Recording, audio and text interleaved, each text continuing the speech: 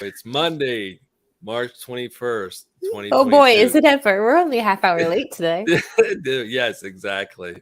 This is Tulio Sergusa broadcasting from Southern California. And joining me is Kim Lantis are you back in Mexico or are you still in I'm Montana? actually in Wyoming today, just outside of Wyoming. Yellowstone. All right, very good. Yeah.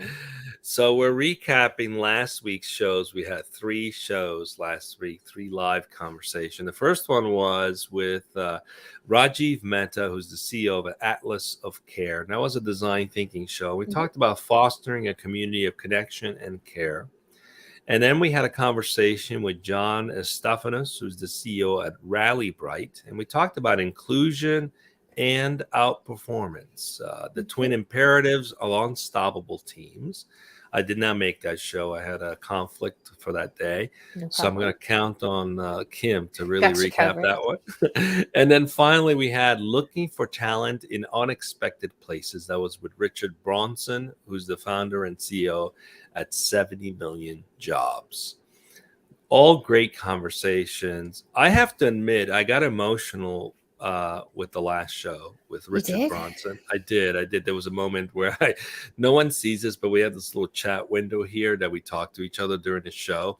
And I was like, Kim, please take this. I can't talk right now because it was very moving to discover the stigma is real. If apparently 30% of all Americans have had some kind of criminal record, which is huge. Adults. It's a lot of people, 70 million people, or ex Nope, cons, or no. no, Returning that's not citizens. returning Returning citizens. See, citizens. you see, there's the stigma too. So, what made me emotional is that I realized I'm one of those people who's part of the problem. I've looked at this stigma that way, and I really learned a lot from that show about what it's like to pay your dues and come back into society and then Mhm. have difficulty just getting back to some kind of normalcy, and how that impacts how many these folks end up going back to jail, Yeah. which is not necessary, right? Because if they had opportunity, they could essentially create a new life for themselves. So it was very eye-opening to see uh, the challenges for returning citizens to have opportunities to get jobs. And it was also very eye-opening to see how devoted many of these folks are to Hmm. doing well at their job. They know Yeah. it's hard to find a job. They know it, so they go the extra mile. They Loyalty. work hard. They're very loyal. They're very committed. And so there's a talent pool of 70 million people that um, is an unexpected place to find them that are really dedicated workers. And Yeah. so it was very eye-opening to see that there's many companies missing out on folks that would be very dedicated employees. And the tech industry is the worst at employing returning citizens. So, That's what he said. Yeah. as a member of the tech industry, I was ashamed to hear that. So, I hope you guys watch the show on dojo.live. It'll be very Hmm. eye opening, and I hope it moves many of you watching, especially C-level executives, to reconsider uh, expanding your diversity and inclusion efforts to people who are returning citizens who have had criminal records in their lives. For sure. So, what about you, Kim? What stood out for you out of these three shows? Yeah, I mean, before we wrap up with 70 million jobs, I think that one of the most interesting takes with Richard also was the fact that they are a for profit, right? Usually, when you have organizations who are helping returning citizens or people with a criminal record, it's nonprofit based, and there's a lot of them out there, and they're really great.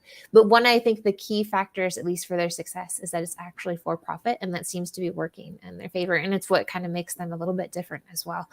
So I thought, just from an entrepreneurship business standpoint, it was an interesting take as well.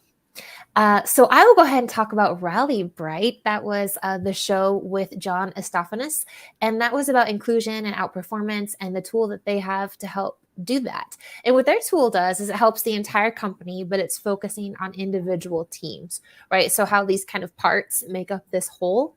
And with this thought that if all your teams are healthy, then by nature, right, the entire company would be healthy. And what I really thought was unique about the platform that they're utilizing, and kind of just what it even means to be inclusive. They have different parameters that they measure backed by behavioral science. But I liked how they not only evaluate teams, but they help you evaluate yourself as an individual. And it doesn't just stop there about identifying where your weak points might be, but they actually have the tech to include action items, right? This is where you as an individual need to improve. You should try X, Y, and Z, as well as this is what you as a team could improve. Try A, B, C. And I just thought it was a really unique approach, a great company. And honestly, it's one of those tech companies that utilize their own tech in their own company, which I think is somewhat unique as well. So I really appreciated what they're doing at RallyBright. You know the saying, the cobbler with broken shoes, that Yeah. did not apply to these Did guys. not apply. They're the cobblers who have great working shoes. So Or the beauticians with great hair and the ophthalmologist who's not wearing eyeglasses, I guess. so many things, right? But in this case, that's not the case, right? They actually use their own tech. So congratulations for doing that. And then finally, we spoke with Rajiv Mehta. That's part of the Design Thinking Show. If you guys haven't seen our Design Thinking Show, it's usually on Tuesday mornings or Thursday mornings at 10 a.m. Pacific. And we go through 7 key questions that are designed to, no pun intended, designed to help learn about what methodologies and methods and approaches companies are using to design better organizational structures, better customer experiences. And it's deeply rooted on leveraging things like empathy and emotional intelligence to create these kinds of experiences. So it's a unique show. And I really enjoyed their approach to learning what people want just by listening, spending a tremendous amount of time listening to what people want and what matters to them and taking notes, right? Because sometimes we go in through these surveys with preconceived notion or narrative we're trying to support. And you can skew questions to support your narrative. Anyone who's been a CMO, a chief product officer, knows very well how easy it is to do that. You can support a narrative and have surveys that support that narrative.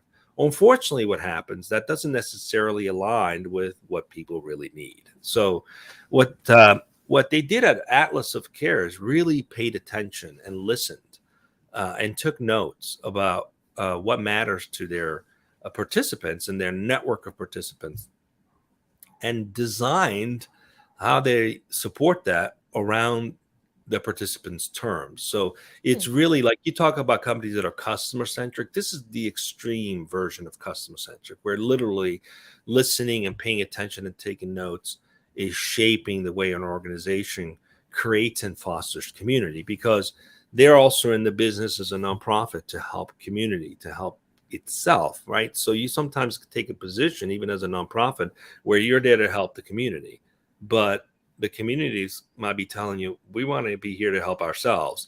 So they really paid attention to that and then designed their offerings and what they're doing to be empowering to the community to support itself, which is very eye-opening. So if you missed that show, check it out. You might learn a trick or two about how to leverage design thinking in a way that can help you improve the way you serve your customers and members of your organization. All right, Kim, what do we got coming up this week? We've got 3 live shows in the bag. I think 2 at 12 o'clock and 1 of your design thinking shows. So up first is tomorrow afternoon, Tuesday, the 22nd, with Rob Palumbo, CEO of Outpoint, where we will be talking about AI-powered media mix modeling built for the post-iOS 14 reality. And then on Wednesday, also at 12 o'clock, we will be talking to, give me one second, John Sokol, who is at Limbics, and that is the role of digital treatments in the adolescent mental health crisis, which I bet COVID had something to do with that as well, right?